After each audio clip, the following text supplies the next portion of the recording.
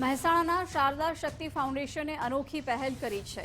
1000 kilo મીઠાઈ અને 1000 kilo ચવાણાનું વિતરણ કરવામાં આવ્યું છે। મનપાના સફાઈ કામદારોને દિવાળી નિમિત્તે મીઠાઈનું વિતરણ કરવામાં આવ્યું। સ્થાનિક ધારાસભ્ય મુકેશ પટેલ પણ ઉપસ્થિત રહ્યા। દાંતાના અંતરિયાળ વિસ્તારોમાં પણ મીઠાઈનું વિતરણ કરાશે। શારદા શક્તિ ફાઉન્ડેશન મહેસાણામાં સેવાકીય કાર્યમાં અગ્રેસર છે।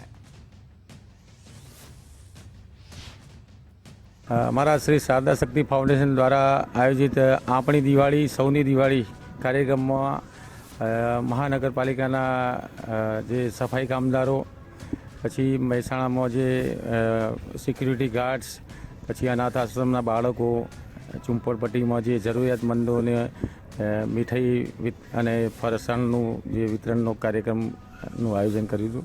સફાઈ કામદારોની જે કામગીરી છે, જે રાત્રે મોડી રાત સુધી જાગવાનું, આપણાને જે સ્વચ્છતા આપણને જે પ્રોવાઈડ કરે છે એ લોકો, એ સૌથી વેલ્યુ એમની છે કે એમની જરૂર છે કે જે લોકો રાત દિવસ જાગી અને જે મહેસાણા શહેરને સ્વચ્છ રાખે છે।